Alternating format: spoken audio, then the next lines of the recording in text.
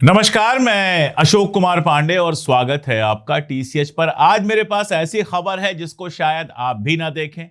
आप भी 2 मिनट देखकर स्क्रॉल करके चले जाएं कि अरे यार ये कैसी खबर लेके आ गए, इसमें ना हिंदू है ना मुसलमान है, ना दंगे हैं ना मोदी हैं ना मिर्ची है ना मसाला है, इस खबर को क्यों देखा जाए। लेकिन भाइयों, दोस्तों, बहनों, ये खबर आपकी जिंदगी से जुड़ी हुई है और आपके बिल्कुल करीब की खबर है।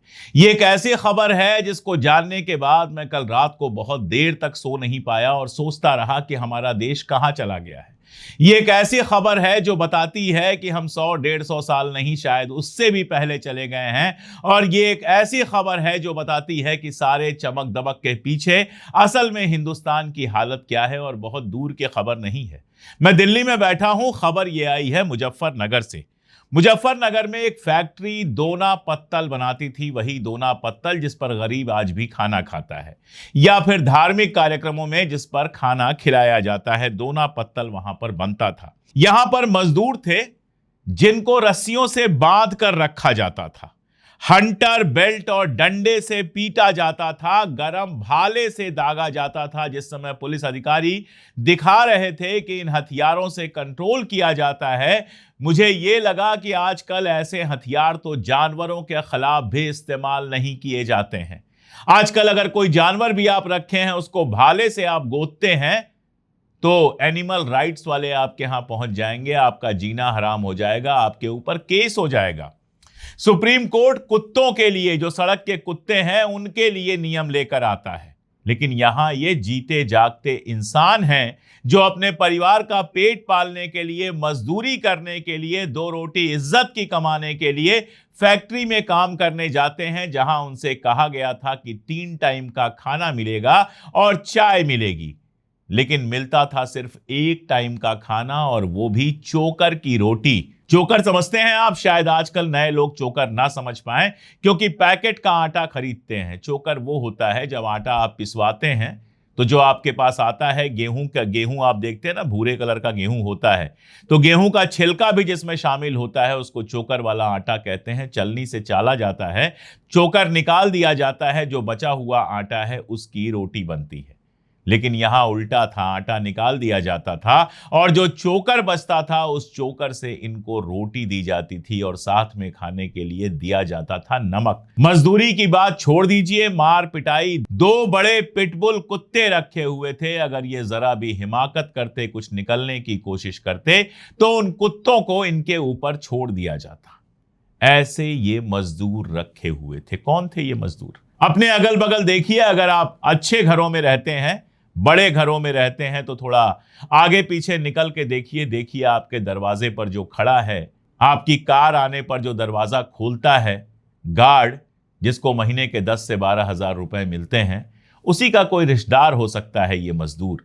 जो आपके घर में सब्जी पहुंचाने आता है, जो आपके घर में ब्लिंकिट का सामान लेकर आता है, हो सकता है ये उनके ही रिश्तेदार हो। अगर आप गांव में रहते हैं या छोटे कस्बों में रहते हैं, तब तो हो सकता है आपके अड़ोस पड़ोस का ही कोई आदमी हो। और आज जब 21वीं सदी की बात की जाती है, Modi model, Yogi model, Gujarat model, America model, जाने किसकी किसकी बात की जाती है, तो उत्तम प्रदेश जिसको कहा गया, उत्तम तो क्या ही है, उत्तर प्रदेश ही है। और कई बार तो ऐसा लगता है कि उत्तर प्रदेश भी उत्तर प्रदेश नहीं रह गया है। खैर, जहां योगी आदित्यनाथ का शासन है वहां यह काम 3 साल तक चलता रहा। लेकिन मैं एक बात कहूं, आप जानते हैं मैं सरकार का विरोधी हूं, समर्थक नहीं हूं, लेकिन यह सिर्फ सरकार का मामला नहीं है, यह हमारे समाज का भी मामला है। मैं आगे बढ़ूंगा और सारी कई बातें मुझे करनी है। तो यहां पर 13 मजदूर जो हैं वो 24 घंटे काम करते थे, बड़ी मुश्किल से सोने को मिलता था, और बाकी सब कुछ जो है वो मैं आपको बता चुका हूं। आप आंख बंद कीजिए, कल्पना कीजिए कि आपको रस्सियों से बांध कर रखा जाता है, 24 घंटे मजदूरी करनी होती है। पिटबुल कुत्ते होते हैं, भागने की कोशिश करने पर उनको आपके ऊपर छोड़ दिया जाता है।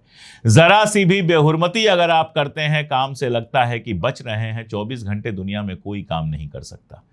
तो लाठियों और डंडों से पिटाई करने के लिए लोग रखे हुए हैं, और साथ में भाले हैं। ज्यादा कुछ करेंगे तो उन भालों से आपको चोप दिया जाएगा, उन भालों से आपको खोद दिया जाएगा। ऐसे हालात में ये लोग मजदूरी करते हैं। 3 साल के करीब ये अंदर रहे, अंदर मतलब वो जेल से तो बड़ी जेल थी, जेल भी इससे बेहतर होती है। खाना मिलता है, कम से कम बांध के नहीं रखा जाता है, कुत्ते नहीं छोड़े जाते हैं। ये तो नरक था जिससे इनको मुक्त कराया गया। 13 लोग वहां से मुक्त हुए। एक कोई बंदा किसी काम से बाहर उसको भेजा गया था। वो पहली आजादी मिली जब किसी काम से उसको बाहर भेजा गया। उसने जाकर पुलिस को बताया, तब ये राज खुला। और उसने जो बयान दिया है, जो वीडियो आया है, उसको आप देखेंगे तो देखते रह जाएंगे। अब आप सोचिए कि आखिर ऐसा क्यों हो रहा है, क्योंकि केवल यही नहीं है, अकेला ऐसा नहीं है कि यही मुजफ्फरनगर में एक घटना हो गई तो मैं आपके सामने ये वीडियो लेकर आ गया। इस घटना में जो मजदूर थे, अगर आप सुनेंगे, जगदीश था सीतापुर का, जिसको 11 महीने से बंधक बनाकर रखा गया था। ये कहता है बेल्ट से मारते थे, 12,000 की तनख्वाह थी, मिलती नहीं थी, रात दिन काम करवाते थे। शिवम जाटो औरैया का है, 6 महीने से बंधक था और इतनी हालत थी कि हाथ पीछे की तरफ मारकर तोड़ दिया गया है। नैनीताल का रहने वाला रामू था, 2 महीने 20 दिन हो गए थे, खाना नहीं मिलता था, चोकर की रोटी मिलती थी, सब्जी कभी मिली ही नहीं और घर वालों से बात नहीं करने देते थे। बिहार का रहने वाला उज्जवल था, जिसको 10 महीने से बंधक बना रखा था। उसका कहना है, मालिक मुझे बेल्ट, डंडे और सरिया से पीटते थे। प्रमोद बालियान है, जो माड़ी गांव के हैं, वो परिवार उनका है, वहां पर रहता है। उनका बेटा है अंकित बलियान और बहू है इंद्री देवी, और एक फैक्ट्री है इनकी, किसान सरकार हाउस, और वहां ये मजदूरों को बंधक बनाकर काम करवाता था। वहां से 13 मजदूरों को छोड़ा गया है और कहा जा रहा है कि 3 मजदूर गायब हो चुके हैं। इसमें नेपाल का एक अर्जुन था, जिसकी लाश मिली थी नवंबर 2025 में, बोरे में मिली थी। उसका पोस्टमार्टम कराया गया था। कहा यह भी जा रहा है कि जिनकी ज्यादा मार पिटाई होती थी और ये मार दिए जाते थे, उनकी लाश को लावारिस बताकर फेंक दिया जाता था। और आप देखिए, यह खबर अगर किसी शरीफ मुल्क में आई होती, अगर यह खबर यूरोप में आई होती, किसी इस तरह के मुल्क में आई होती, तो पूरे देश में तहलका मच गया होता, इस्तीफे हो गए होते। लेकिन हिंदुस्तान में यह खबर आती है, बाकी सबको तो छोड़ दीजिए, राहुल गांधी और प्रियंका गांधी के अलावा मुझे कम से कम किसी और बड़े नेता का बयान नहीं दिखा। किसी मीडिया चैनल पर इस पर बहस नहीं होगी। मेरे सामने कई सारे अखबार खुले हैं, केवल द हिंदू अखबार के एक पन्ने पर 3 कॉलम की छोटी सी खबर छपी है। इसके अलावा बाकी अखबारों ने इस बात को इस लायक भी नहीं समझा कि इसको खबर बनाया जाए। इसीलिए मुझे लगा कि वीडियो चले ना चले, व्यू आए ना आए, लोग नाराज हों, लोग खुश हों, लेकिन कम से कम इस बात को मैं उठाऊं, जितने लोगों तक भी पहुंचे वो लोग कम से कम जाने तो कि इस देश में क्या हो रहा है। एक तरफ आप देखिए, बिहार से खबर आती है कि सदगुरु हैं, उन पर वीडियो बनाने पर वीडियो तुरंत ब्लॉक हो जाते हैं, कोर्ट में जाकर करोड़ों का केस कर देते हैं। बताइए, एक यूट्यूबर करोड़ों का केस कहां से लड़ेगा। खैर, वो खबर आती है कि 1 रुपए में जाने कितनी जमीन उनको दे दी गई।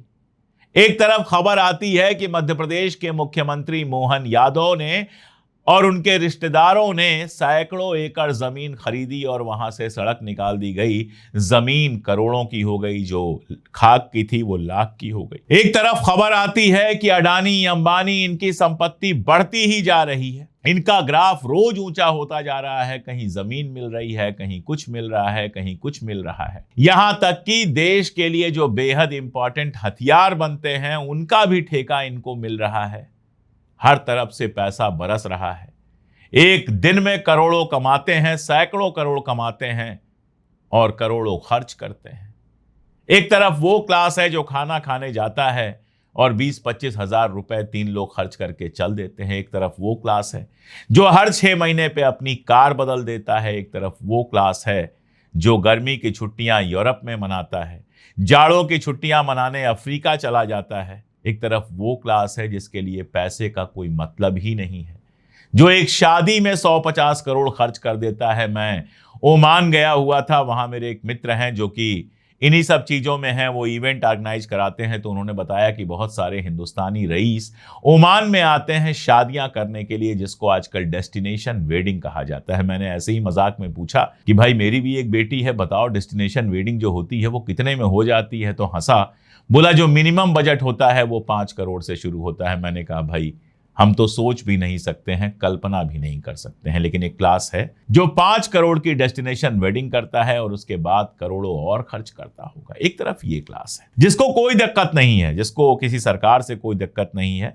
जिसको दिक्कत यही होती है कि अरे यार सड़क पर भीड़ बहुत है, उसकी जो बड़ी वाली गाड़ी है वो सड़क से निकल नहीं पाती है। और दूसरी तरफ ये जो आर्थिक नीतियां आई हैं, जिस तरह से मोदी जी पिछले 11 साल से सरकार चला रहे हैं, एक दूसरा क्लास है जिसको देने के लिए सरकार के पास 5 किलो अनाज से ज्यादा कुछ नहीं है। कल हमारे चैनल पर शीतल प्रसाद सिंह जी आए थे, बड़े पत्रकार हैं, आप लोग जानते हैं, उनसे मैंने एक लंबा इंटरव्यू किया है, लंबी बातचीत की है, पॉडकास्ट किया है जो जल्दी ही हमारे चैनल पर आएगा। उनसे बात हो रही थी और उन्होंने कहा, अशोक जी क्या बात कर रहे हैं आप, 10 से 15 हजार की सैलरी तो फिक्स हो गई है कि जो नया आएगा उसको 10 से 15 हजार रुपए सैलरी मिलेगी। मैंने सोचा कि दिल्ली में ऐसे लोग रहते कैसे हैं, सस्ता से सस्ता मकान 4 से 5 हजार रुपए का, नौकरी करने जाते हैं, बसों से भी अगर जाएंगे तो महीने के 2000 खर्च हो जाएंगे, बच गए 7-8 हजार रुपए, उसमें क्या खाएंगे और क्या बचाएंगे। और अगर घर में 2 बच्चे हों, उनको पढ़ना हो, अगर घर में कोई बीमार हो, उसका इलाज हो, तो वो क्या करेंगे। याद कीजिए, नोएडा अभी बहुत दिन नहीं हुआ, नोएडा में मजदूर आंदोलन हुआ, मजदूर सड़कों पर आ गए कि गैस का दाम इतना बढ़ गया है, 10 से 15 हजार रुपए हमारी सैलरी है, बताइए उसमें कैसे काम चलेगा। अब हालत यह है कि 300 से ज्यादा, जो फैक्ट फाइंडिंग टीम वहां पर गई थी उसने बताया कि 300 से ज्यादा नाबालिग बच्चों को वहां पर हिरासत में ले लिया। कोई बच्चा जा रहा था दूध लेने, कोई सब्जी लेने जा रहा था। इसके अलावा कितने ही लोगों के ऊपर यूएपीए लग गया है, कितने ही लोगों के खिलाफ कार्रवाई चल रही है। मजदूरों का दोष बस इतना था कि उन्होंने ये सवाल उठाया था कि बताइए 10 से 15 हजार रुपए में हम काम कैसे करेंगे। अल जजीरा की एक रिपोर्ट है मेरे सामने 7 जून 2025 की, वो बताता है कि भारत में इस तरह के जो असंगठित क्षेत्र हैं, नॉन ऑर्गेनाइज सेक्टर है, उनमें 30 करोड़ से ज्यादा मजदूर हैं। इनमें से ज्यादातर लोग सैलरी ना मिलने, काम का कोई टाइम लिमिट ना होने और शोषण जिस तरह से होता है वर्क प्लेस पर, उससे परेशान है। ये सब आप कह सकते हैं एक तरह की बंधुआ मजदूरी के शिकार है। महाराष्ट्र और गुजरात जैसे राज्यों में, जिनको डेवलप्ड राज्य माना जाता है, सरकार ने काम के घंटे बढ़ाकर 9 से 10 कर दिए, यानी 10 घंटे तो लीगली आप काम करेंगे, उसके बाद 1-8 घंटे और अगर मालिक करवा ले तो क्या फर्क पड़ता है। असल में अगर आप देखेंगे तो इस देश में रोजगार ना होने का नुकसान है। ये सरकार ने हाथ खींच लिए, सरकार बात करेगी 2 करोड़ रोजगार देंगे, 5 करोड़ रोजगार देंगे, देगी कुछ नहीं। सरकार कह देगी पकौड़ा बेचो तल के, वो भी तो रोजगार है। तो सरकार रोजगार देगी नहीं आपको बिल्कुल भी। और आप जब जाएंगे, बेरोजगारी इतनी बढ़ी हुई है कि 5 पोस्ट निकलेगी तो 500 लोग पहुंच जाएंगे। फिर क्या है, फिर जब 495 एक्स्ट्रा लोग हैं, आप अगर 20,000 मांगेंगे, अगला 18 पे तैयार हो जाएगा, उसके बाद वाला 15 पे तैयार हो जाएगा, हो सकता है कोई 12 पे तैयार हो जाए। और डर ऐसा होगा कि नौकरी चली गई तो दाल रोटी कहां से आएगी, कुछ तो कुछ करना है जिंदगी चलाने के लिए, इसलिए मालिक की सारी शर्तें मानते आप चले जाएंगे। और मालिक जिसका काम सिर्फ और सिर्फ मुनाफा कमाना है, जो 100 रुपए अगर खर्च करता है तो चाहता है 1 लाख कमा ले, वो मशीन में पैसा नहीं काट सकता, बिजली का बिल पूरा देना पड़ेगा, बाकी सब करना पड़ेगा। सिर्फ एक मजदूर है जिसकी मजदूरी कितनी भी काटी जा सकती है, उसकी मजदूरी कितनी भी कम की जा सकती है। तो सस्ता से सस्ता मजदूर रखने की कोशिश करेगा और उससे ज्यादा काम कराने की कोशिश करेगा। पहले नियम ऐसे थे कि मजदूरों के भी अधिकार थे, हायर एंड फायर नहीं था कि जब मन किया रख लिया, जब मन किया निकाल लिया। नोटिस देनी पड़ती थी, लीगैलिटी होती थी, कई बार पेंशन देनी पड़ती थी, कई बार मुआवजा देना पड़ता था। मजदूरों की यूनियंस होती थी जो उनके हक का सवाल उठाती थी, लेकिन सब धीरे धीरे खत्म। मजदूरों को उनके हाल पे छोड़ दिया गया कि जाओ अपनी जान दो, चाहे जिंदा रहो चाहे मर जाओ, मालिक जिस हद तक लूटे उस हद तक लूटो और खुद को बर्बाद कर लो। रोजगार के नाम पर आज क्या है आपके पास? या तो एक इलेक्ट्रिक व्हीकल कहीं से ले लीजिए और ब्लिंकिट का सामान पहुंचाइए, या फिर ऐसी ही किसी फैक्ट्री में जाकर जानवर की तरह मजदूरी कीजिए, क्योंकि इंसान तो 10-12 घंटे और 16 घंटे काम करने के लिए नहीं बना हुआ है। मालिक लोगों को गर्मियों की छुट्टी चाहिए, जाड़ों की छुट्टी चाहिए, क्रिसमस की छुट्टी चाहिए, क्या क्या नहीं चाहिए, अच्छी शराब चाहिए, अच्छे बंगले चाहिए, अच्छी गाड़ियां चाहिए। लेकिन जो काम करने वाला है, जिसके पसीने से ये फैक्ट्रियां बनती हैं, उनकी हालत क्या है वो आप मुजफ्फरनगर में जो घटना हुई है उनसे समझ सकते हैं। Foundation for economic development FED करके एक ऑर्गेनाइजेशन है, उसकी रिपोर्ट है कि न्यूनतम मजदूरी कानून सबसे कमजोर श्रमिकों को नुकसान पहुंचा रहा है। यानी मिनिमम जो मजदूरी का पहले कानून था, जिसको लगातार बदल के कमजोर कर दिया गया है, उसके चलते मजदूरों को सबसे जो गरीब मजदूर हैं उनको सबसे ज्यादा नुकसान हो रहा है। देश के करीब 64%, 64% जो लेबर हैं वो मिनिमम वेज से भी कम कमा रहे हैं, और आप समझ रहे हैं उनकी हालत क्या है। 23 अप्रैल को FED की यह रिपोर्ट आई। वो कहती है कि 40 से 79% मजदूरों की सैलरी में 30% की बढ़ोतरी भी कर दी जाए तो भी 47% वर्कर्स का वेतन जो न्यूनतम मजदूरी तय की गई है उससे कम होगा। आप सोचिएगा कि इस देश में शायद 70-80% मजदूर ऐसे हैं जिनको सरकार ने जो मिनिमम वेतन तय किया है वो भी नहीं मिल रहा है, और इसकी चिंता किसी को नहीं है। मैंने आपको बताया इतनी बड़ी खबर आई, लेकिन इसकी चिंता किसी को नहीं है। कहीं अगर गाय का सिंग मिल जाए तो वहां पर बवाल हो जाएगा, कहीं हिंदू मुसलमान मिल जाए तो सारा मीडिया पहुंच जाएगा, दिन रात उसकी बात होगी। राम मंदिर के अंदर करोड़ों की चोरियां हो रही हैं। सोचिएगा, मंदिर की पूजा करने वाले और मंदिर की बात करने वाले लोग करोड़ों अरबों कमा रहे हैं, लेकिन मजदूर अपनी इसी कमाई में से 100 रुपए जाकर जिसने चढ़ावा भी चढ़ाया होगा उसकी हालत आप देख लीजिए। अब आप बताइए, इस इशू पर वीडियो करना चाहिए था कि नहीं करना चाहिए था? और अगर हम इस इशू पर नहीं बोलेंगे तो और कौन बोलेगा? बहुत जरूरी है ऐसे मुद्दों पे बात करना, ऐसे मुद्दों को उठाना, क्योंकि हमारे देश की 70-80% आबादी ऐसी है जो बस जी रही है किसी तरह से। अगर 2 महीने नौकरी चली जाए तो दाल रोटी उसके लिए मुश्किल हो जाएगी। और ये एक ऐसी आबादी है जो लगातार डर में, खौफ में जी रही है, जो बस जिंदगी चला रही है। और जिस देश में 70-80% आबादी ऐसी हो और 1% आबादी ऐसी हो जिसके लिए करोड़ों अरबों का कोई मतलब ही ना हो, तो उस देश में जो भी हो रहा है, जितनी भी सड़कें बन जाएं, जितने भी मॉल बन जाएं, जितने भी सिनेमा हॉल बन जाएं, जितनी भी बड़ी बड़ी बातें हो जाएं, उस देश का विकास नहीं विनाश हो रहा है। आप क्या कहते हैं? कमेंट में जरूर बताइएगा। आज के लिए इतना ही, बहुत शुक्रिया।